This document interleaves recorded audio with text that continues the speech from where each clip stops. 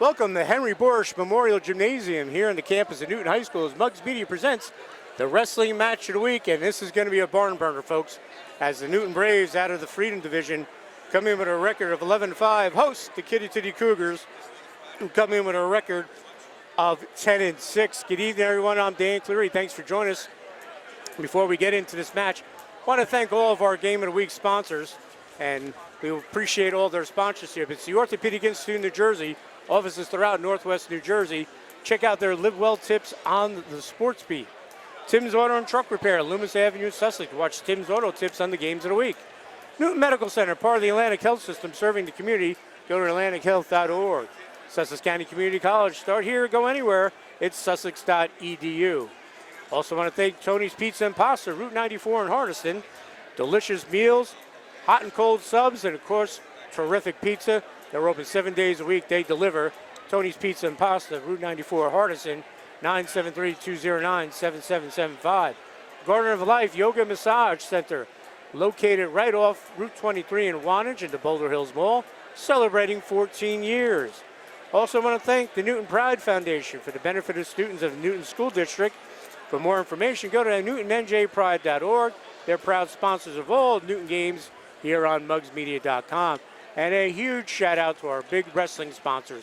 Orr's Clothes for Country Living, located in downtown Branchville. Wayne Orr and his family, longtime supporters of wrestling here at Muggs Media. We appreciate it.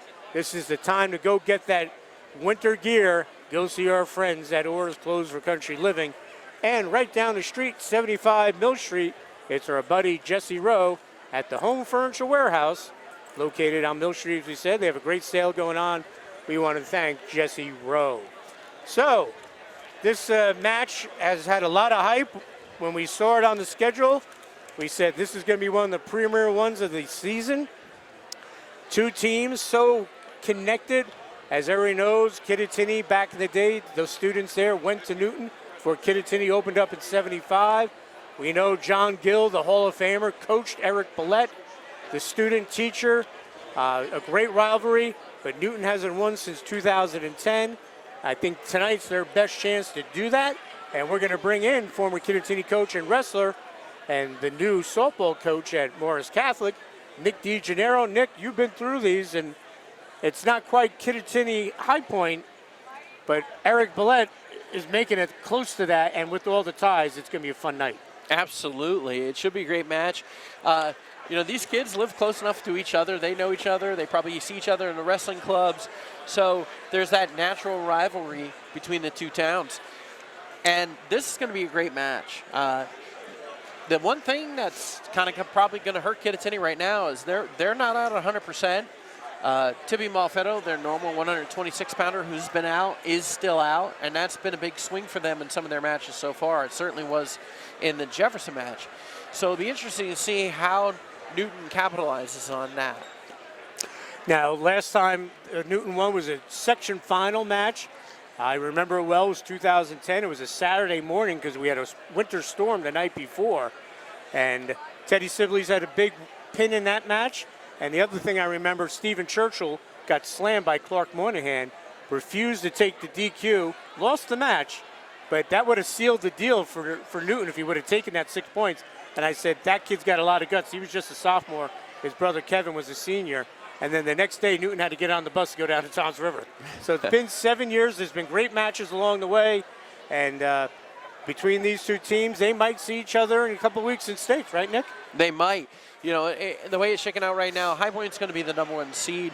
And then 2, 3, and 4 are up in the air between. Right now, Newton's in 2 spot. Kittatinny's in the 4 spot. Jefferson 3. But Jefferson had a 2/100th of a point lead over Kittatinny. And with the matches Kittatinny has late this week with this Newton match and the quad they're in tomorrow with Westwood and an Emerson, they have a chance to pick up points. So it will be interesting. Jefferson won't pick up any points this weekend because they're in the Morris County tournament, so the team won't earn any points for that when it comes to power points. So it's going to be very interesting. But there are some matches here that we're going to see pretty early on. This match starting at 285, but 106, 120 are probably going to give us a good read on where this match is going. And then the question is going to be, who's going to move, if anyone's going to move, when you get to round 152? Wyatt McCarthy's weighed in at 152. is pretty much locked in to go 152 because he's going to look to take out Calvin Brook from Kittatinny. Will Kittatinny move and try and make something happen up top? Because they've got to cover up a spot up top where they're very inexperienced. But we'll know that right away because they're starting at 285. If Jake Mafaro comes out at 285, then we'll know Kittatinny's going to be moving some people around. So we'll get a beat on it right away. All right, Nick. Well, this should be a great match. These guys didn't wrestle last year because of bad weather. It was the first time they hadn't wrestled since 1975 when Kittatinny opened. So up next, it's Newton versus Kittatinny here on MugsMedia.com. We'll be right back after these messages. Commitment to student success is what sets Sussex County Community College apart. Turn your passion into a career and learn from professors who are in the field and rich with experience. Imagine an education with endless possibilities and a campus full of life. Choose a degree or certificate that speaks to your inner self but doesn't have a lasting impact on your finances. Visit our open house on October 14th so that you can get started on a great education. Sussex County Community College. Start here, go anywhere. This game is sponsored by the Newton Pride Foundation. The Newton Pride Foundation is proud of all the accomplishments of all Newton athletics. Newton Pride Foundation. Find out how you can become a volunteer by going to newtonnjpride.org. When it comes to caring for the unexpected, take comfort in knowing that our emergency department is prepared and equipped to take care of all patients' needs, from minor injuries to more advanced life-threatening illnesses like heart attacks and strokes. No other provider can match the experience, commitment to quality, and access to state-of-the-art technology available at Newton Medical Center. And as part of Atlantic Health System, we're also the only facility seamlessly connected to all the resources and medical experts at Morristown Medical Center and our sister hospitals for the breadth of high-quality and nationally ranked services offered throughout our network. I'm Dr. Stephen Koss of the Orthopedic Institute of New Jersey. At the Orthopedic Institute of New Jersey, our goal is to return our patients to an active and healthy lifestyle. We have 17 outstanding physicians and 14 convenient locations located throughout northern New Jersey and eastern Pennsylvania. It's our belief that patients should not have to travel far to receive world-class orthopedic care from a knowledgeable and caring staff. Our physicians have expertise in all areas of the body. We believe in exploring all non-surgical options before surgery is recommended. Our physicians work closely with our physical therapy staff to ensure proper recovery. The same level of care that we provide to our professional athletes is available to all our patients. Call us or visit our website, the Orthopedic Institute of New Jersey, orthopedicnj.com. Here at Tim's Auto, we're committed to get your vehicle back to you as quickly as possible. We know that you depend on your vehicle for transportation every day. Give us a call at Tim's Auto, 973-875-6181. Thank you.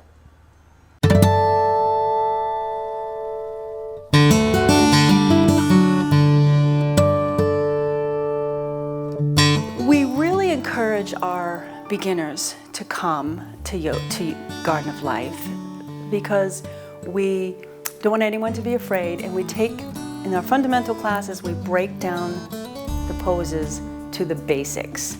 We move very slowly, and we create a practice that's good for all bodies. There's this misconception that you have to be supple and limber and strong.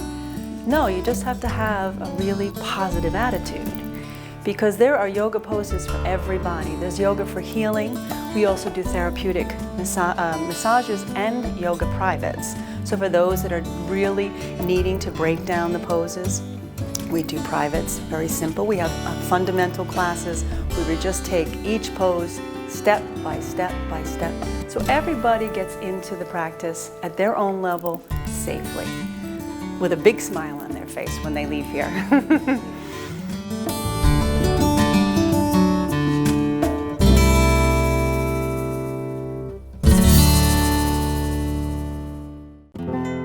Tony's Pizza and Pasta in Hardiston, a family-owned and operated business. Stop in for a slice or a full meal. Catering is available and delivery is always free. Tony's Pizza and Pasta, Hardiston Mercantile Mall, Route 94 in Hardiston. Welcome back to Henry Borsch Memorial Gymnasium here in the campus of Newton High School as Mugs Media presents the high school wrestling match of the week. It's going to be a good one. Newton and Kittatinny. I'm Dan Cleary. Thanks for joining us, along with Nick DeGennaro. And Nick, we're starting at 285. Does that have any? Well, tell us right away whether Kittatinny's bumping up top, and they're not right now because Mike Lacken is going out for Kittatinny. So Mike Lacken will come out 3-16. And Jimmy Harding for Newton. And Jimmy Harding, he's 7-4. So we are underway in one of the most anticipated matches of the season. And since Kittatinny's not wrestling High Point, this is as close as we get. And Jimmy Harding with the takedown. He got that headlock right off the bat, taking advantage of Lacken's inexperience. Harding locking it up. Lacken trying to get out. Lacken's a strong kid. Can he get out of this? And he does. Wow, Harding gets the back points. He has a 5-0 lead. Well, what Lacken doesn't have in experience, he just made up in brute strength. Yeah, a lot of heart there. He battled off his back. Not many heavyweights get off their back. And one thing I can say about Lacken, as you can tell, he spent his time in the weight room. You know what? A lot of it, Nick, is his father runs that tree service. Yep. His father runs the tree cutting competition at the fair every year for steel, Mike Lacken. And he couldn't compete last year because he was too young, but they put a little exposition on. He was as good or better than the guys that have been doing it for years. Yeah. Just brute strength. Little honesty here. I buy my firewood from Mike Lacken. Yeah, there you go. Mike's a great guy. Yeah, he's, well, from the Sun. Yeah. And he's a great young businessman. I tell you, he knows how to make a buck. And he does a good job. But wrestling is new to him. He has not wrestled before. So Newton is really looking to get bonus points here from Jimmy Harding.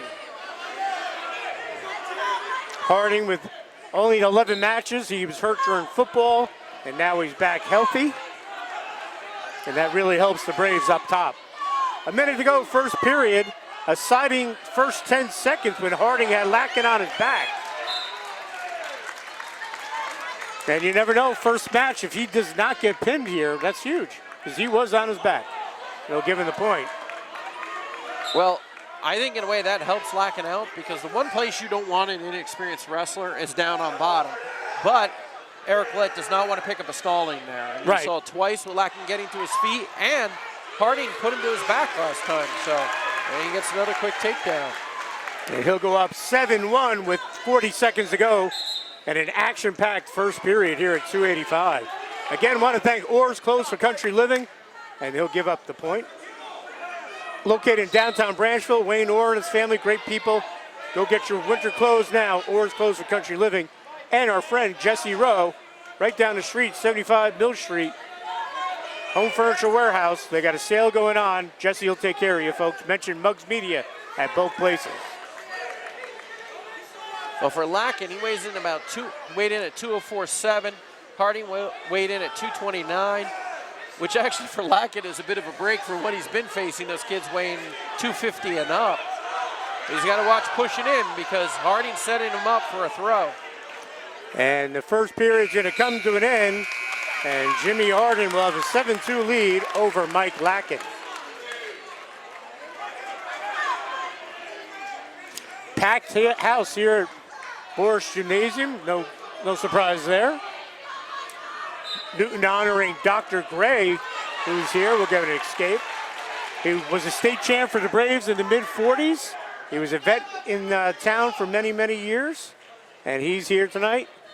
And you can always see great Newton legends of the past here. Gene Conkey's here. He's at every match. It's a lot of fun.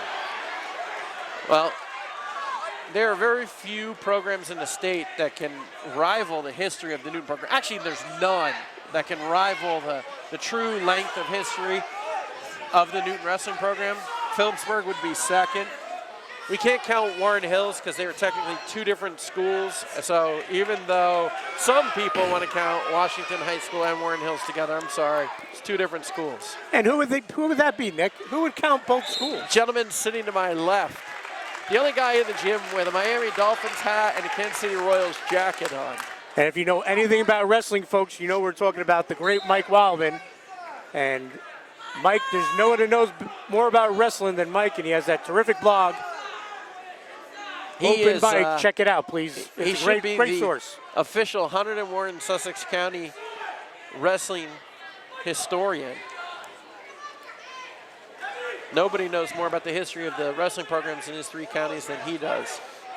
No argument here. And I know I'll be quoting probably some of his online preview of this match tonight, as I did for the High Point Newton match. I gave him a hard time. I said, we had to do a Sparta Jefferson match, and you didn't put a preview online for me. What are you thinking? Jefferson's in Morris County. We'll come back to But the match middle. was at Sparta. 8-2 our score, 32 seconds to go. Our first match of the night. Well, the longer Lacking can stay up on his feet, the better. Harding is going to look to score something here. Lacking showing that strength. Not really changed his level, but able to just bull right into Harding. The other question coming up, Dan, could be conditioning. Harding doesn't have a lot of matches. Lacking hasn't made it a full 6 minutes in very many matches. Who's got the most in their gas tank? Harding has the experience and technique advantage.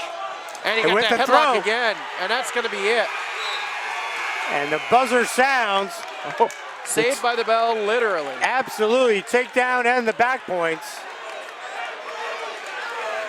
As we'll head to the third period with Jimmy Harding holding the 12-2 lead. The Newton fans weren't happy the pin call didn't come, but it happened so fast. Frank Leitner couldn't get over there. He didn't have a chance to get there. Well, as you said, Harding was biding his time for another throw, and it came quickly. Yeah. In all fairness, Frank Leitner, he's probably thinking, there's no way this kid can get headlocked again. Is Nick Lasso out there? He's in the stands. Yes, he is. He works in the Newton school system. He's on the football staff, or at least he was. A little controversy here because he works in the Newton school system and his wife works in the guidance department at Kittatinny. Uh-oh. So, talk about a house divided right now. So third period, 1:20 to go. 12-3 our score, Jimmy Harding. As we said when we did Newton against High Point, he had an outstanding season playing defensive tackle for for Matt Parzero. Big part of their state title. The key for Lacking right here, he's going to get the warning for stalling, but what he's really got to do is find a way to avoid that headlock, because I have a feeling for Jimmy Harding, the third time will be the charm. Because it takes so much energy to fight off your back against big kids, and this is late in the match to do that. How tough is it for Kittatinny coming off a very emotional match last night against Sparta, where they pulled out 38-35? Is that going to play a factor tonight or no? You know, a lot of times you just leave that behind you, especially if you get the win. They got the win. You know, you let it go. Sometimes with the loss, your emotions, your energy can get sapped a little bit by that, but getting the win, I don't know how it'll make a positive difference, but it certainly shouldn't be a negative. 32 seconds to go, and if Lacking only gives up a major here, that's a major victory for Kittatinny. Yes. As and he was on his back twice. They should almost just tell him, take the stalling, take the stalling. You're not going to get DQ'd at this point. It would take 3 more stalling calls. 4 more stalling calls. Give up the point. But the last thing you want him to do is force in and have Harding send him again. Because 15.9 seconds. Lacking's going to do something he doesn't normally like to do, run away. And 10 seconds. Everything he can to try and force this headlock. So Mike Lacking is going to save team points here, as he did not get pinned by Jimmy Harding. Harding will get the 13-3 victory, but it's a victory in some shape for Kittatinny as he saves saves 2 team points. And John Gill, you can see from the conclusion of that match, was so happy with Mike Lacking. So 4-0 our score after the major decision. Patrick Franco for Kittatinny, and it looks like Nathan Fitt for Newton. Well, it'll have to be Nathan Fitt. 2 freshmen, Franco 12-14, Nathan Fitt 12-10. Now Fitt's going to look to turn around the result from the Hunter Warren Sussex tournament where Franco got the victory. Fitt, one of those nice freshmen Eric Billet's excited about, and he's in a big spot right now. And 2 kids, I think, that there's a possibility they could both make this weight next year. Fit with the takedown, he'll take the 2-0 lead. Fit just barely cracking 100 pounds. He looks bigger than that, though. Trying to get out is Franco. Gets the leg, no points yet. Franco turning him around. And he'll get the 2.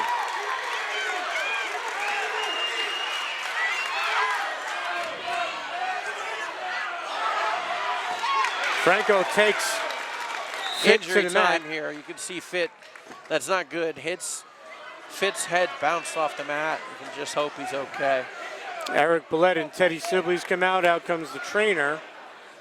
He's going to catch his breath. We're going to take a break, folks. We'll be right back.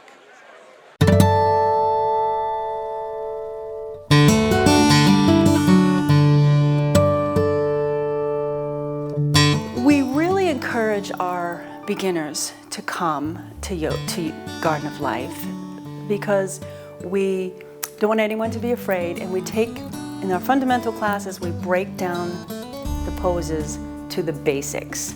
We move very slowly, and we create a practice that's good for all bodies. There's this misconception that you have to be supple and limber and strong. No, you just have to have a really positive attitude, because there are yoga poses for everybody. There's yoga for healing. We also do therapeutic massages and yoga privates. So for those that are really needing to break down the poses, we do privates, very simple. We have fundamental classes where we just take each pose step by step by step. So everybody gets into the practice at their own level safely, with a big smile on their face when they leave here.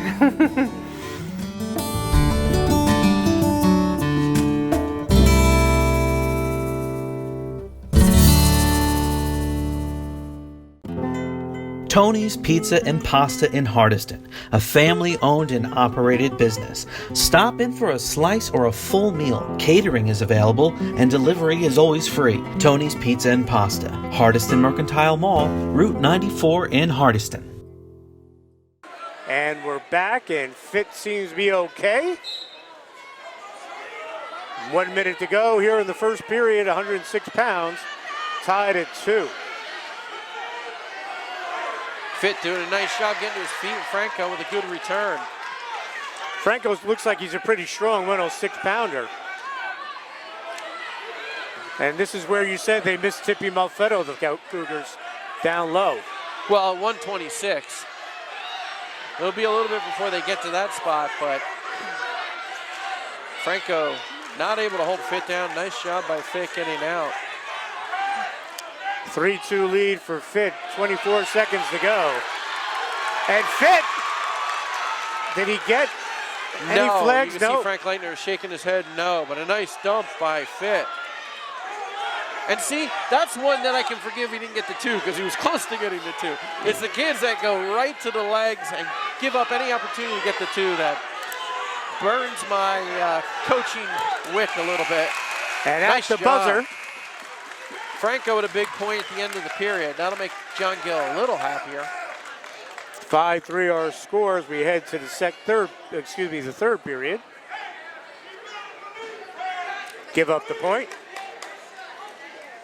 Well, one thing Fit has done a great job of is controlling that underhook by Franco and taking advantage of that. Now we'll see if Franco learns a lesson from that or if Fit does another great job of getting leverage. Fit with the 5-4 lead.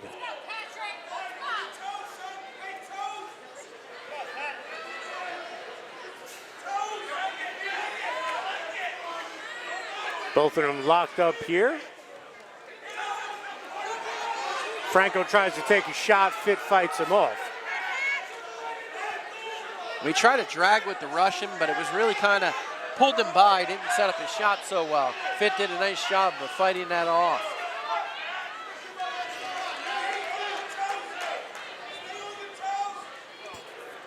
The one thing is Franco has a slight weight advantage, but Fitt has the length advantage. So he's doing a good job of keeping Franco from getting too comfortable inside.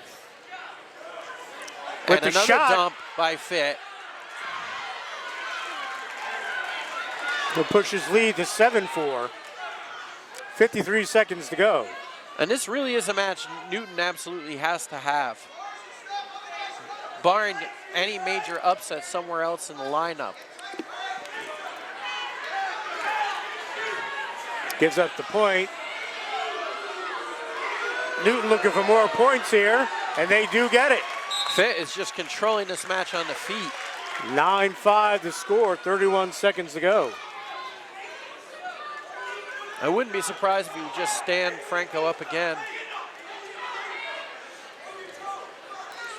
So two promising freshmen going at it. So the alternate start.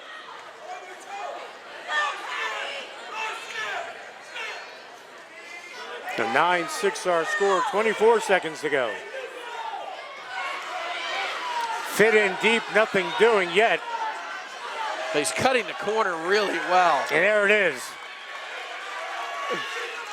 Excellent match by Nathan Fitt. Technically sound. He's got the 11-6 lead. Trying to get more. I think he's going to run out of time. Well, Fitt will have choice here in the third period. And Eric Collette tells him to take feet. So obviously Newton does not want Fitt on bottom against Franco. So 11-6 our score as we head into the third period. One of the things Fitt's doing really well is he's dictating the pace of the match. He's dictating the first contact. He's taking hand control immediately. He's setting the pace. It's putting Franco in the defensive, and Fitt's able to set up his shots. Franco's got to find a way to set up his shots.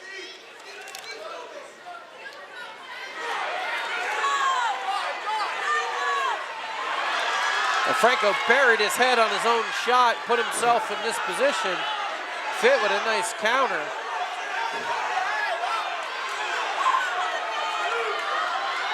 No points awarded yet. And there it is. 13-8 our score.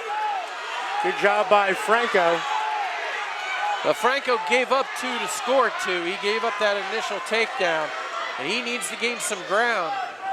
But this is not where Newton wanted Fitt. So we'll see how successful Franco is on top.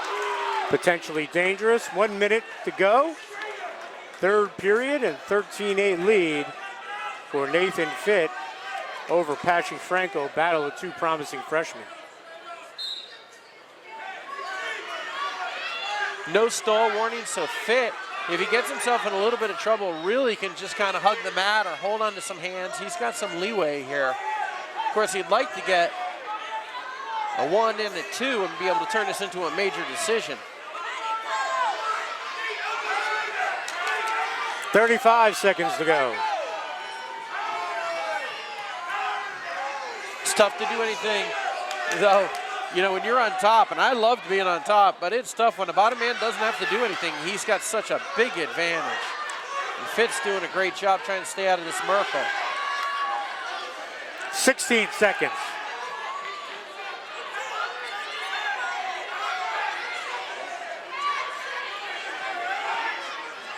Six seconds, and it looks like Fitt's going to hold on to the 13-8 victory. And there is the sound of the buzzer. So 13-8, Nathan Fitt with the win. And Newton will take a 7-0 lead over the Cougars. As we move on to 113, probably see Niall Matar here, 10 and 13 for Kittatinny.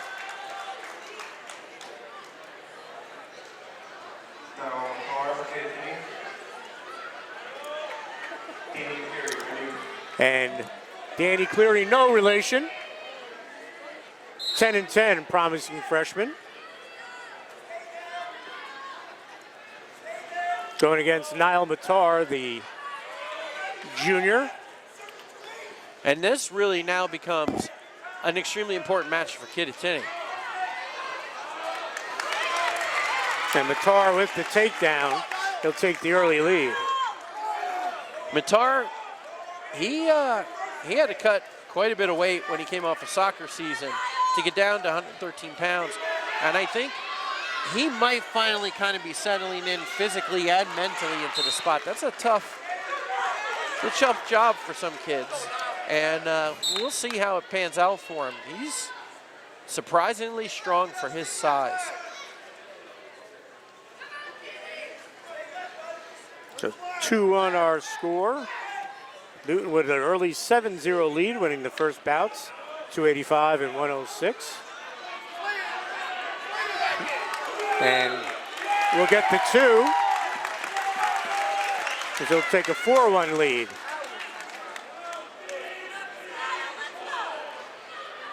Of course, Kittatinny would like Matar to build up a bit of a lead here and start working towards a major decision. But he's got to watch it because Cleary is a tough kid. He's pretty feisty. If he makes a mistake, he can get himself in trouble. 44 seconds to go, first period. Of course, I'm talking about the Dan Cleary on the mat, not the one sitting next to me. That is true. Oddly enough, I weighed in at 113 tonight as well. But they do have a broken scale here.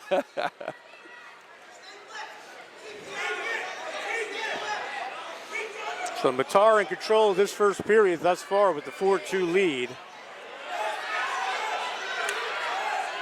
And Matar with the throw, but outside, no points.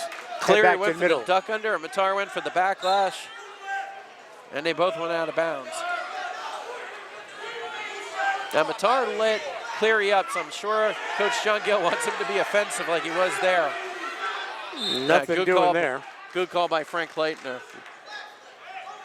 Frank doesn't make too many bad ones. I can say that as a media member. As coaches, I'm sure they have a log of how many bad calls every official has made. We all have bad days. Some of us more than others. I'll put myself in that group. So 3 takedowns for Niall Matar. He has the 6-2 lead as we enter the second period.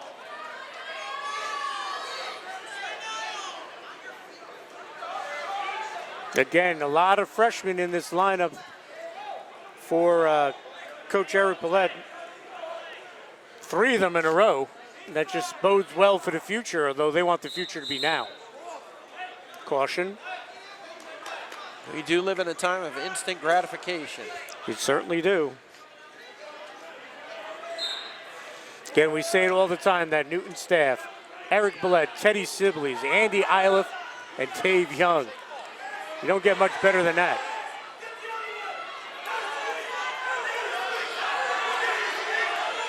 Now, this was an interesting choice for Matar to go down because Jared Rowe, John Gill, and Steve Butler all said feet. And Tippy Malfetto yelled go down. And Niall seemed to be confused, so John Gill said do whatever you want. But I think this is the reason why they initially did not want him on bottom. Cleary trying to cut into this 6-2 deficit here in the second period.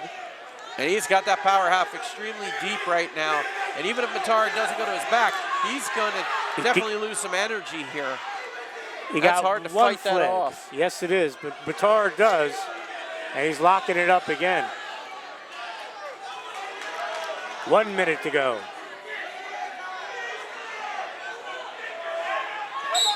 You see assistant coach Steve Butler telling the other kids on the bench, when we're saying feet, you guys shut up or say feet. This is why we didn't want him down there. So Matar with the 6-2 lead and another caution here.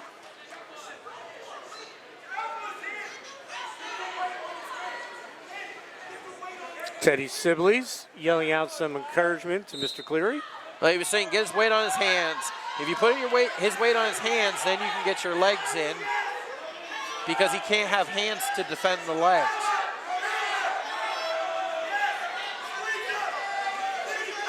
And then when I demonstrate that to you here, I have to remember I'm not on camera. 35 seconds to go, second period.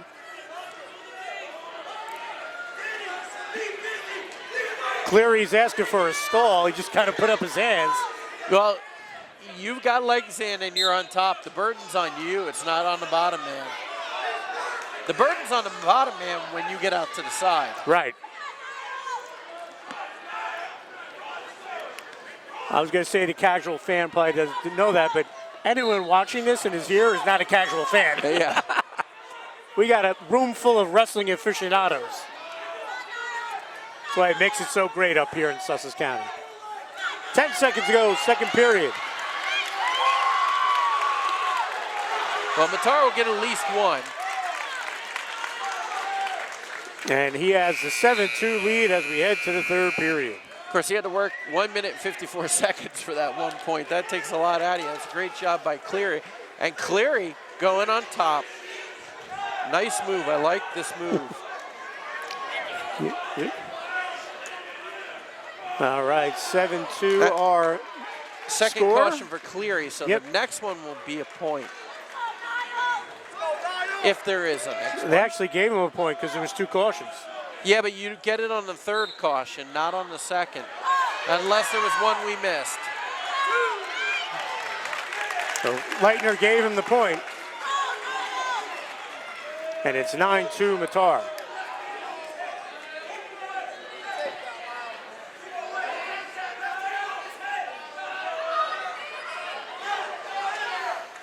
So Matar with the 7-point lead, but just the way this match has gone, it's not a comfortable 7-point lead. No, certainly not down on the mat. Matar's going to have to get some takedowns, get back up to the feet, and this is not a position he wants to be in Cleary. It's Cleary's entirely too comfortable with this underhook. And Matar's got to find a way to clamp that underhook down and not let Cleary use it for leverage, then use it against him like we saw Fit do with Franco. Kittatinny looking for its first win of the evening. Here at 113 pounds, Niall Matar a minute away from possibly posting that with the 7-point lead, 9-2. Well, the longer Matar feels this out, the more it's going to benefit Cleary because he's trying not only to win the match, but at the very least, don't get major. If he gets taken down here, it's a major decision. And it'll actually allow Matar to let him up off the mat and get another takedown. And if he doesn't, it's still a major because it'll be 11-3. 40 seconds to go, third period.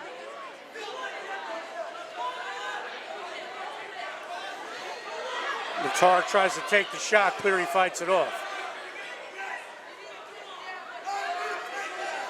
25 seconds to go. Well, you want to get ready for state sectionals? This is the type of match that gets you ready. Bonus points are at a premium.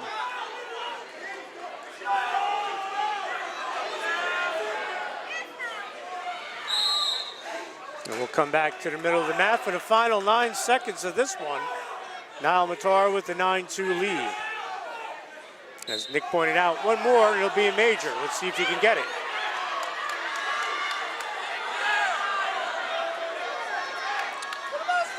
Well, Cleary does his job. Niall Matar posts the 9-2 decision. And Kittatinny gets on the scoreboards. They're trailing 7-3 as we move to 120. Looks like Mike Nelson for Kittatinny. And JoJo Latruglia for Newton.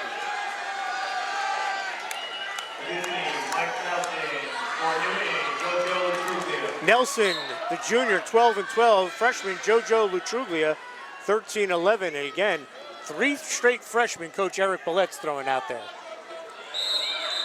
That always makes you happy for the future. No doubt.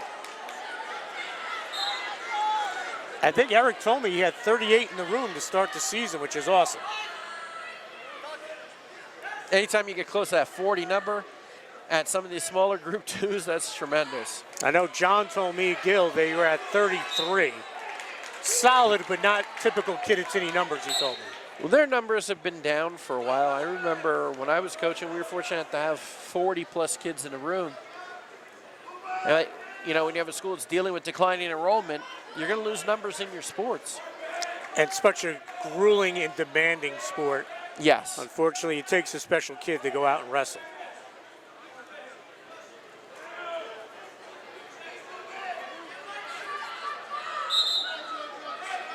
Again, another big match here for both of these teams.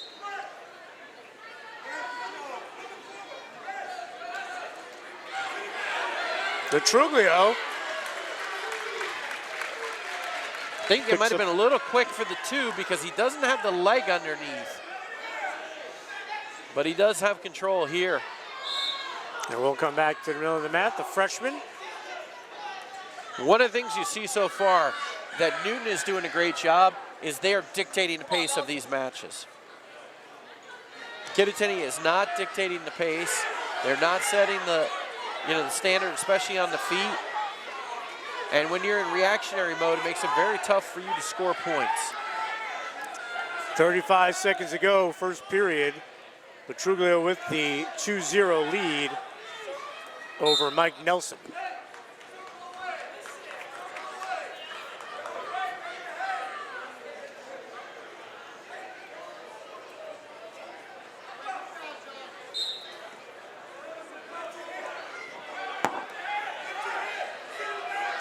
Again, Latruglio trying to lock him up.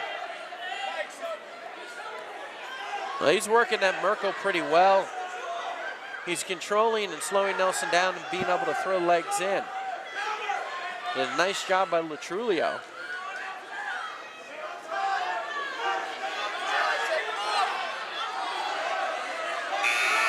And the buzzer will sound. So 1 period in the books, and it's the freshman Jojo Latruglio with the 2-0 lead over Mike Nelson. Eric Billette in his 17th season, looking for just his 5th win against the Cougars.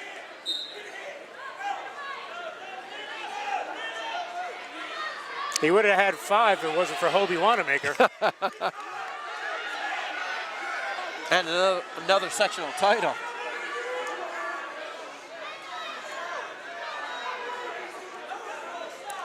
So Nelson up top, second period, he trails 2-0.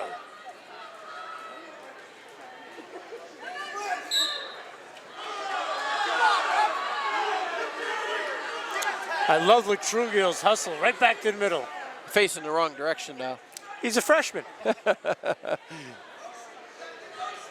but your home mat, you got to know which way you're supposed to face on your own mat.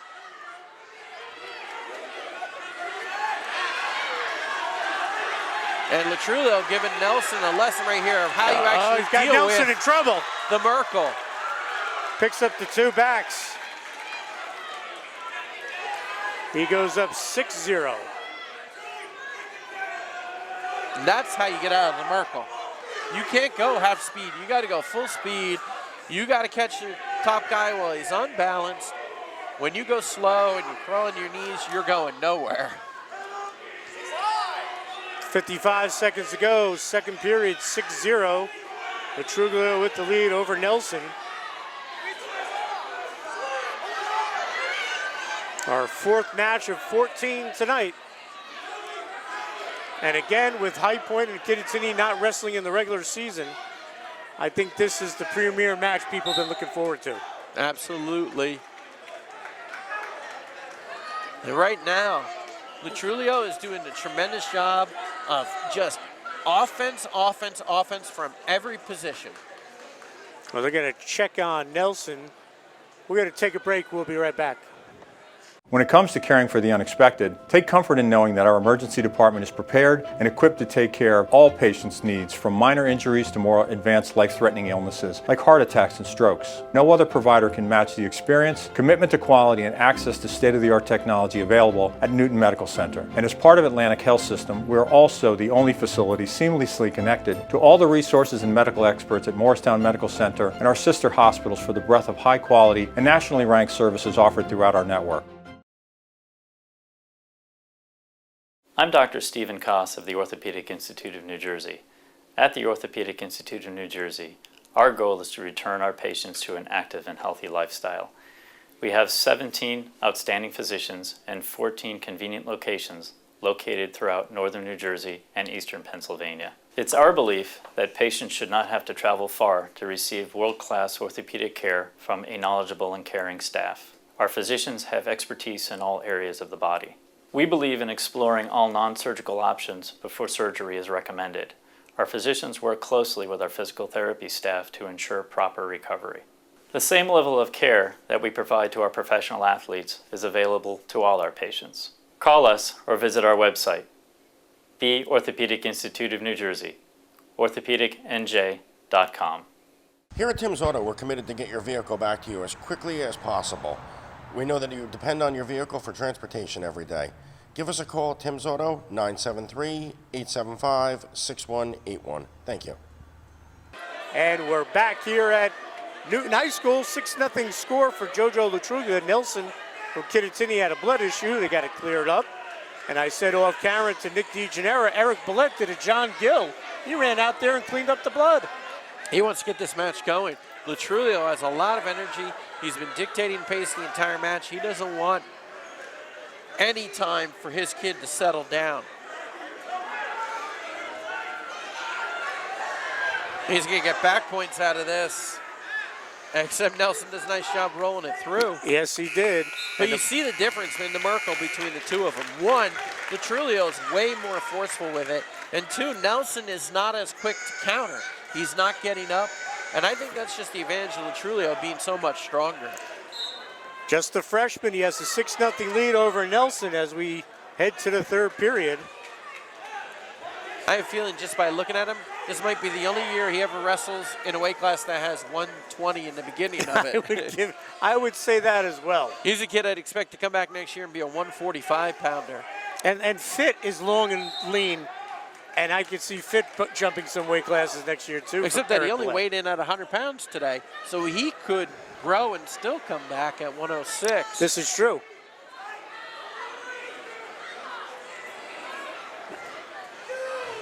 So this is the point right here. Nelson needs to be on his feet, circling left very hard, and then as Latrulio follows, it'll lead into a roll, which we saw Latrulio do to Nelson before.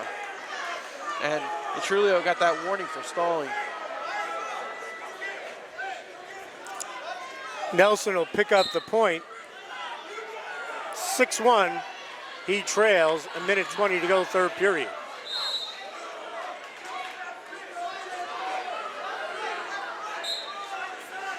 You look at Kittatinny's schedule, Nick, their losses. They lost to Peaburn, Hanover Park, Howe, Jefferson, and pick up another 2 there. Great duck under by Latrulio. Talk about a schedule. John Gill always wrestles that schedule, but there's no shame in any of those losses. Wes Morris is always good as well. Kenny Rossi does a great job down there. Right, and they still have Emerson Park Ridge, Westwood, and Fairlawn on the schedule tomorrow. This week is what we would call a meat grinder. Yes, indeed.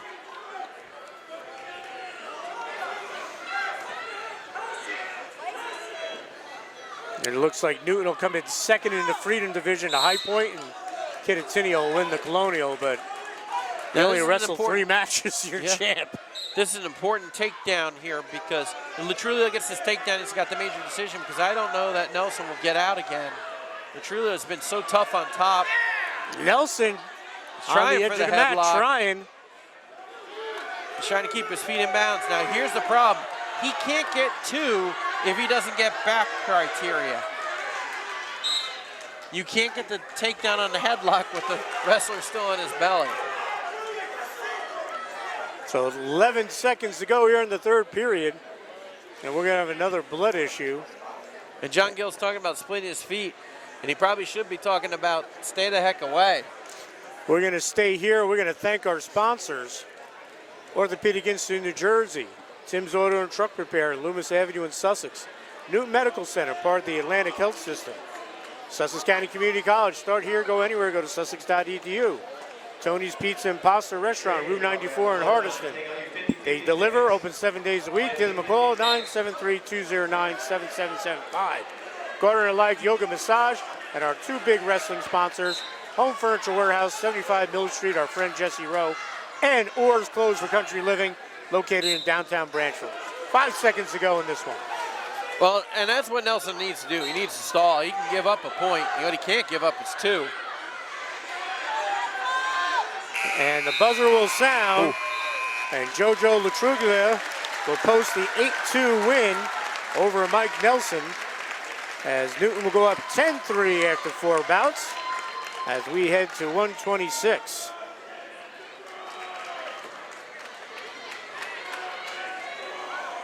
I believe that's Matthew Rosa for Newton. He's 17-9. Davin DeGroat and Matt Rosa. And Davin DeGroat for Kittatinny. DeGroat, the freshman, 2-11. And DeGroat needs not to give up bonus points here for Kittatinny, to state the obvious. It's a lot to ask of a freshman.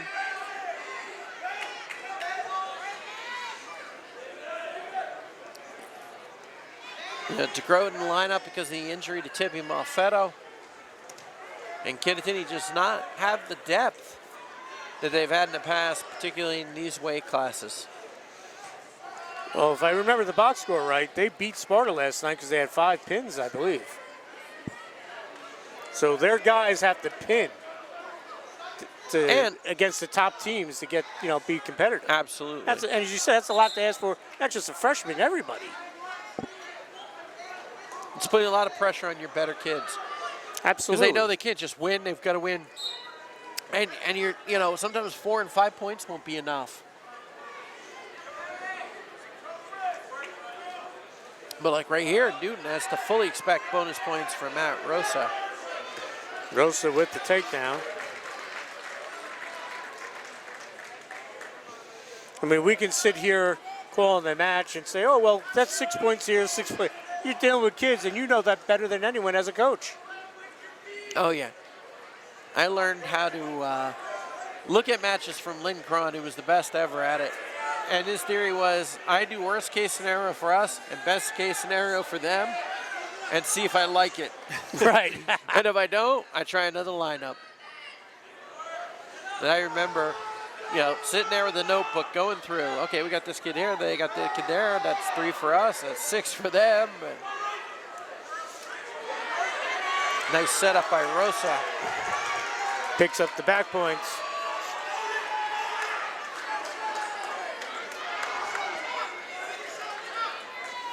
Four seconds to go, and Rosa will have a 5-0 lead as we head to the second period. Sussex County lost a great one when Lynn passed away a few years back. Absolutely. Tremendous part of the culture of wrestling up here, wrestling at Newton.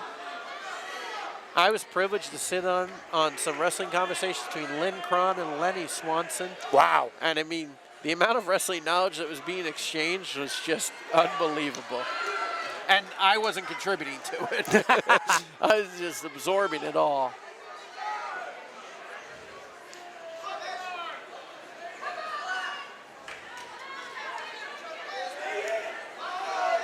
And Lynn was the great balance to John Gill. John is like rhesus monkey on crack sometimes with his intensity. And Lynn was very laid back. But you knew when Lynn hit you with something, like you heard his voice yelling something, you're like, oh, wow, I really am screwing up if Lynn's yelling at me. Locked hands call, so it's 6-0 for Rosa. Make that 7-0 now.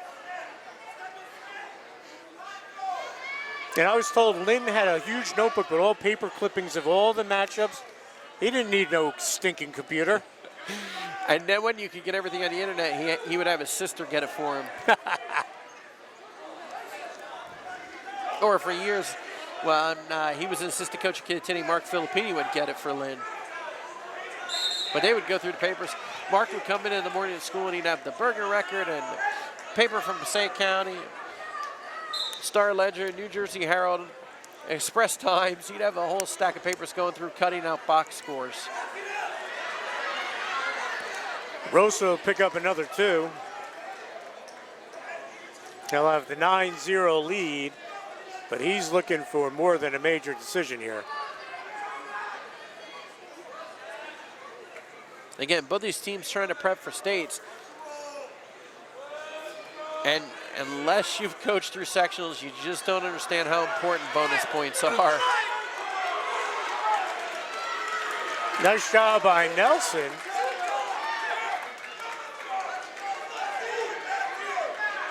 David DeGroat, that is. Excuse me, DeGroat. Sorry about that. 10-2 our score. And that'll be our score as we head to the third period.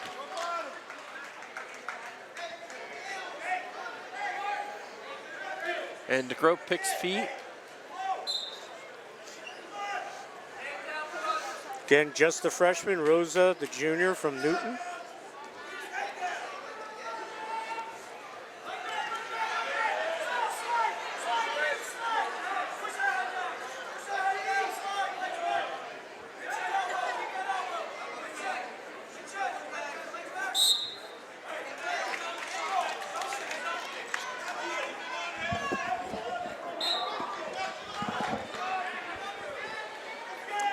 Oh, yeah. 1:32 to go, stall warning. Of course, you may have remembered David's older brother, Luke, who wrestled for Kittatinny and played football as well.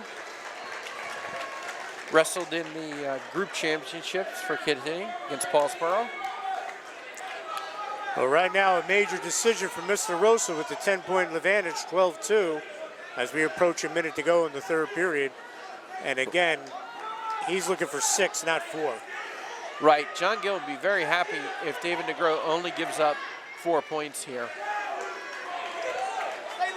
DeGroat with the safe 9-point differential, 12-3.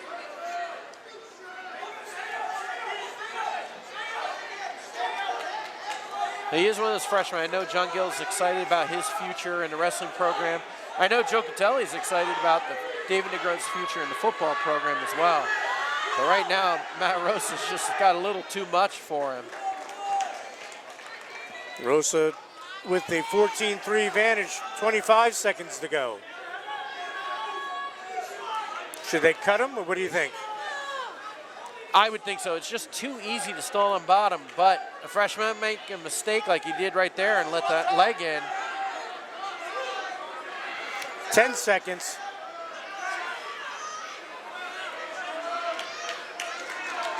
But DeGroat also being very smart, realizing he's not going to put himself in any danger here, but Rosa is able to pick up the major. 14-3 is the final. And Newton will go up 14-3 through 5 matches, as we will head to 132. And it'll be Michael Frieda, 13-11, the junior for Newton. And Brian Hanna for Kittatinny. And Brian Hanna, the junior, 11-12, will come out for Kittatinny. Well, that's what happens when you put a softball coach in charge of the clock. Well, don't they do that at the wrestling districts of Kittatinny? No. Oh, you're there before we get there. Then I don't run the clock. You ceremonially throw Al Palucci in there. No, I never run the clock.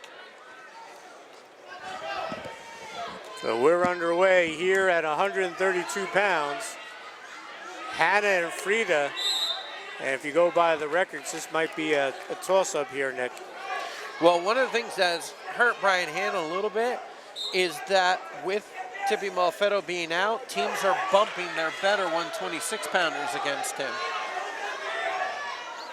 But Kittatinny is in a lot of trouble. They need this match because they've got some losses coming up in this lineup still. We'll head back to the middle. It might be more important what happens a week or so from now. Absolutely. 2 weeks from now. Sectionals will start February 5th. But really what everybody wants to do is get the heck out of that 4 seed. Yeah, you don't want to see High Point on Wednesday. No. And you don't want to see Westwood possibly on Monday. And then High Point on Wednesday. You can see Kittatinny's going to see Westwood on Saturday, tomorrow. They're seeing Newton right now. Yeah. But you don't want to see So everyone's going to know each other. You don't want to see them when your season's on the line. True. And maybe it's I'm a Sussex County wrestling snob, but I never get too worried about teams coming out of Bergen County. Although Emerson has done it, won the state title a couple years ago, probably much to your chagrin. We I know remember what how a many fan times you they are of all the didn't wins. win a state title or a match in Sussex County, too. They beat High Point to win the section and won it all, giving Stan Woods his first and only state title at Emerson. Well, and if they could do it about 12 more times, they might make up for the number of times they've gotten lumped up by somebody from Sussex County. Well, in the they're past. in Group 1 this year. They'll win their section, and then it's lights out if they see Paulsboro. Be a heck of a matchup, though. But we'll get a little bit of an now idea. you're saying good things about Emerson. Well, they've won a state championship. That's Changes what they needed everything. to do? Okay. You put a state championship up, it changes everything. I didn't know the Nick DeGennaro criteria. Now I do. Yeah, it's called win a Lesson group learned. title. Well, second period. As I tell the kids at Kittatinny, I go, you come and talk to me about how good you are when you put a white banner on the wall. Because at Kittatinny, the white banners are for group championships only. And there's Freda. 8 of them hanging up there for wrestling, but none for quite a while. Freda with the takedown. He's up 4-0, 30 seconds into the second period. Well, Frieda's in control, and this has been the theme. And Coach Eric Ballett's got to be very happy. And you got to imagine John Gill is going to talk about this with his team. He's not going to get a practice with them until next week. But Newton is the worst call in sports. It's the worst officiating I know call you in hate sports. that, the double stall. It's a cop-out. You can't call both guys for stalling. Just call stalemate. But this Newton team is dictating the pace of the match. They are taking it to Kittatinny. They are way more physical than Kittatinny has been. And Kittatinny has recoiled from that. They have not met that physicality with their own physicality. And I'm not saying do anything outside the lines. But Right. someone's physical with you, you've got to be physical back or you've got to be slick. Use that physicality against them or match it. But what Kittatinny is doing is backing down. This is almost like the little brother with a chip on his shoulder trying to show the big brother. You know, Kittatinny, obviously, as we just talked about, a storied program with his team titles. Newton has yet to win a team title. A couple of sectionals under their belt.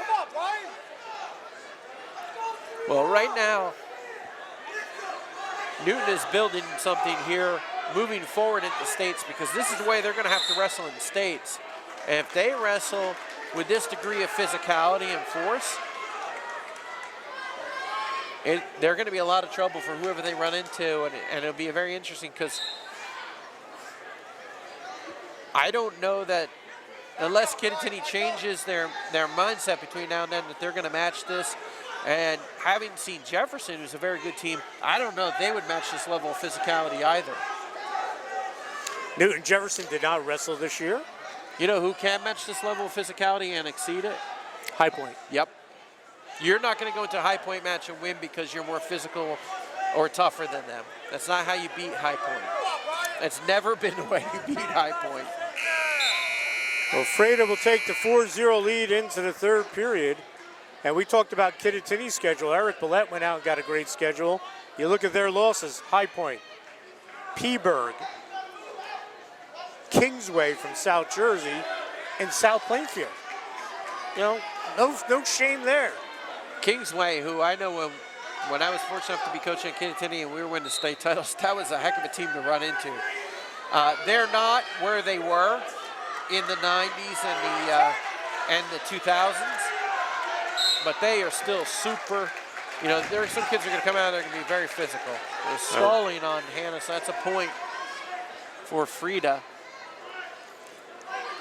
And by the way, Kingsway, one of the best nicknames ever, the Dragons. Yes.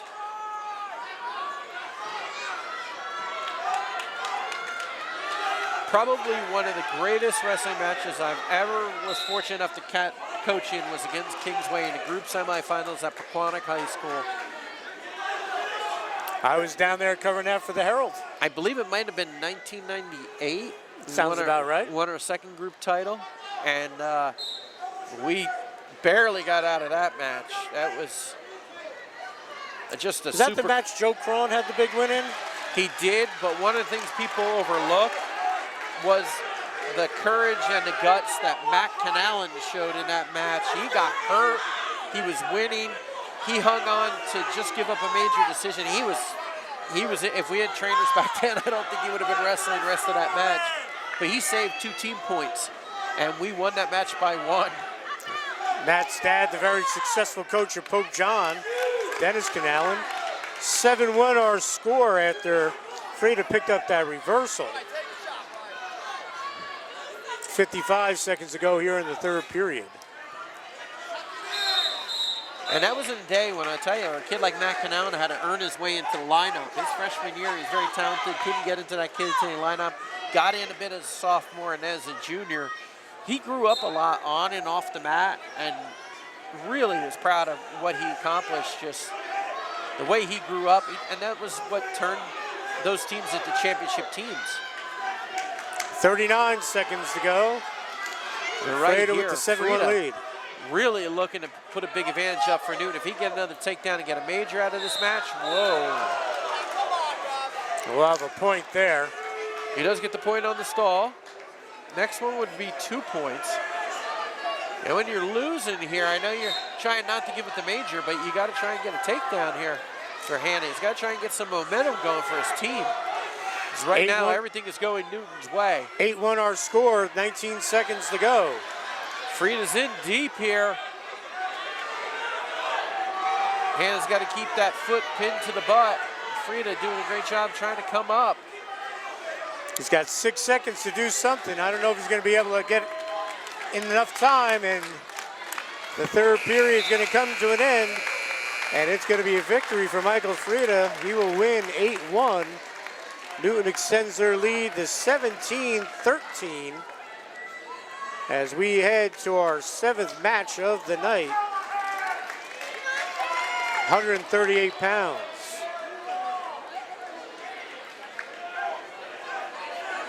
That was on Mike Callahan and Tim Houlihan. Mike Callahan for Kittatinny and Tim Houlihan for Newton. Here at 138, Callahan comes in with a record of 16-9, the senior. Tim Houlihan 4-9.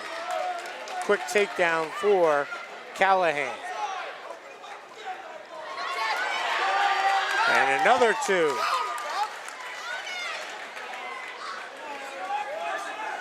Gonna let him up. So I have 4-1, and that's what Frank Leitner's saying, and that is the score. Well, you know, Pakuka, it takes him a little while to catch up over there. He's calling for the bunt over there. Well, you know, you can only break out so many fingers at a time to do the math. So 4-2 is our score. Pakuka doesn't have to add during the day. Kurt was a wrestler of Pac-On and has coached several schools. He's coached at Jefferson. He's coached. Did he coach here? I do not believe so. I know he was at an assistant Jefferson. for a long time at Jefferson. Yes. Then you have a family, and sometimes you got to make decisions for your family. Well, Callahan with his 3rd takedown. He has the 6-2 lead. 38 seconds to go in the first period. 138 pounds. Kittatinny down 14. Now, I know Kurt's very excited about his softball team this spring. He says you won't play him. He says you're ducking him. I can tell you one thing in my coaching career, I've never ducked Kurt's teams. He can't say that. 13 seconds to go.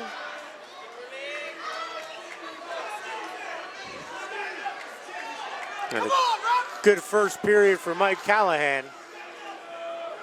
And he is going to take a 6-2 lead into the second period here at 138.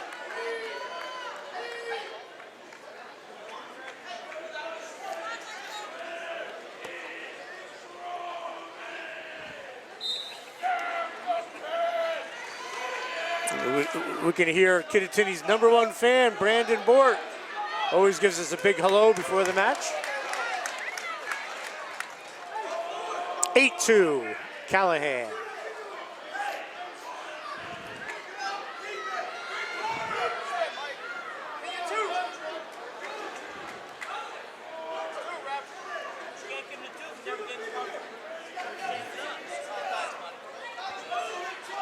8-3.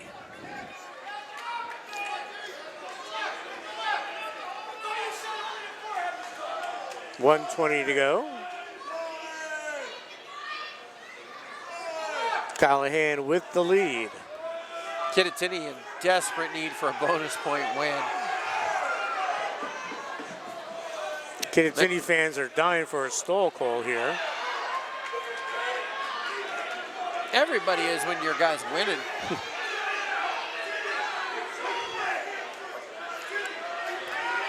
Awkward position here. And we'll come back to the middle. Potentially dangerous.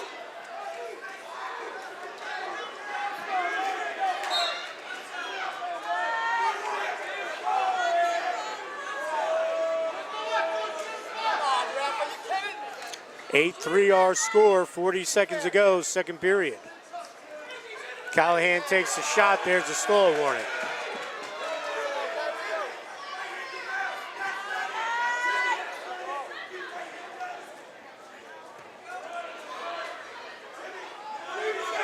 As you said, Nick, this is the part of the lineup Kittatinny's got to make some hay.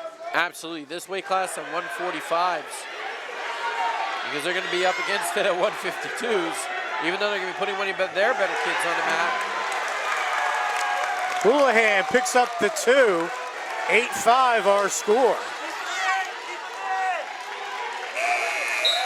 And a buzzer will sound. So Tim Houlihan with the late points in the period makes this a 3-point match as we head to the final period. 8-5. Houlihan, a terrific face-off guy for Brian Bennington in lacrosse.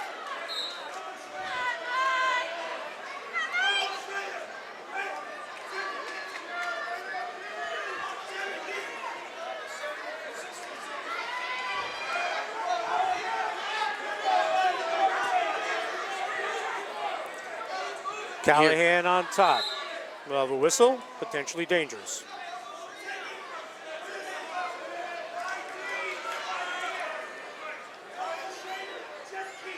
I'm getting tired watching Teddy Sibley's. Well, he's so active.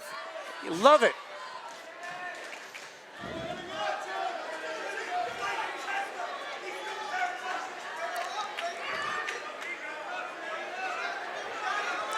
$1:25 to go. Not much doing here in the third period. At the Houlihan made it 8-5 right at the buzzer at the end of the second period.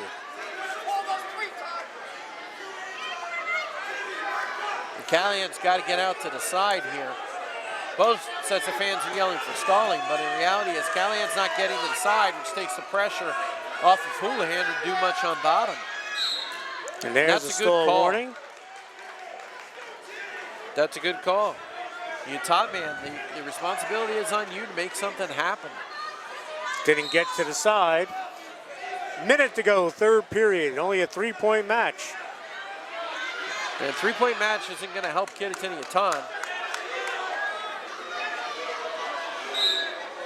And again, potentially dangerous.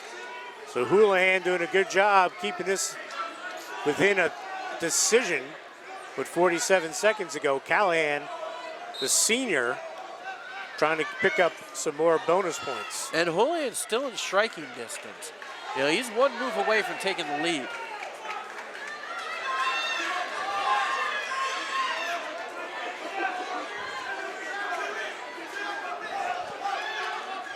.29 seconds to go.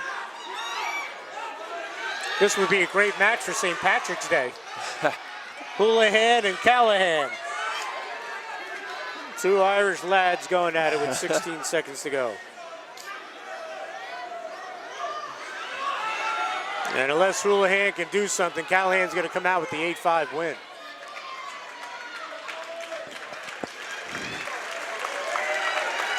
And there's the buzzer, so Mike Callahan picks up the victory, 8-5 over Tim Houlihan. And this will make the score 17-6 Newton as we head to 145. Perry Mayo having an outstanding season, 17-9.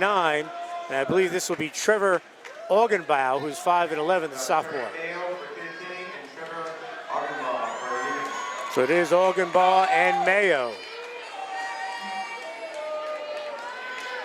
And now really the pressure is on a kid like Mayo. He's got to get bonus points. He has to get bonus points here. And really, Kittatinny's put themselves up against it. And I shouldn't say that. Newton's put them up against it because Newton has just been much more physical tonight and carried the action, the bulk of these matches. Mayo with the takedown.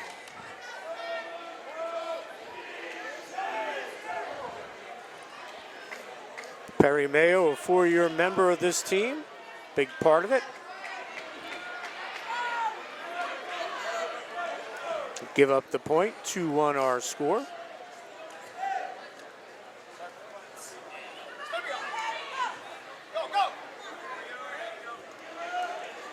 Augenbaugh gets out of that. Mayo still has the legs. Mayo.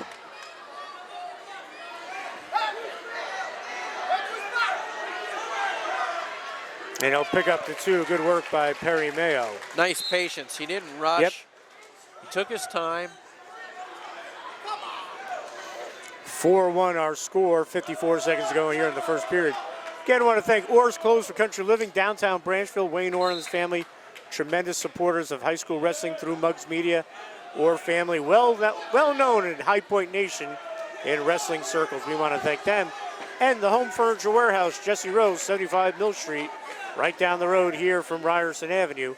Jesse, a big supporter of high school wrestling, and we appreciate the Rowe family and the Orr family for everything they do for Muggs Media.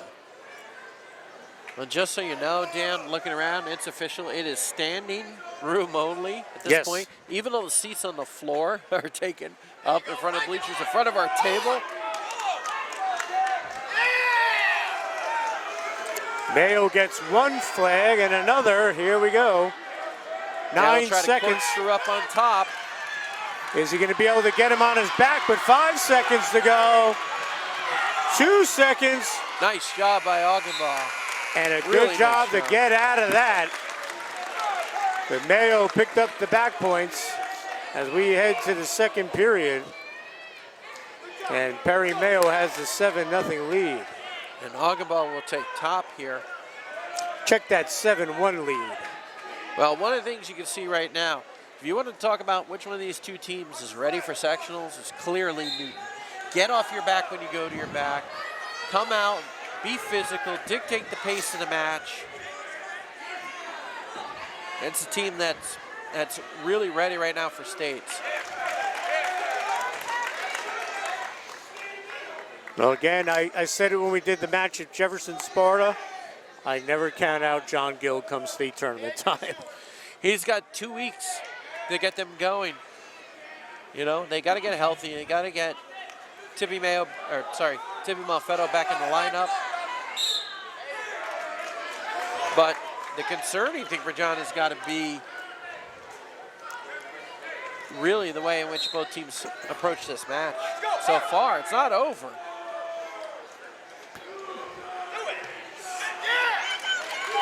Mayo picks up the 2. 10-1, he has him in trouble, and there's the pin. Big pin for Kittatinny. Perry Mayo, and that will cut the lead to 17-12. The pin in 2:53 for the senior from Kittatinny. A much-needed win for the Cougars as we go to 152, because waiting at 152 is Wyatt McCarthy.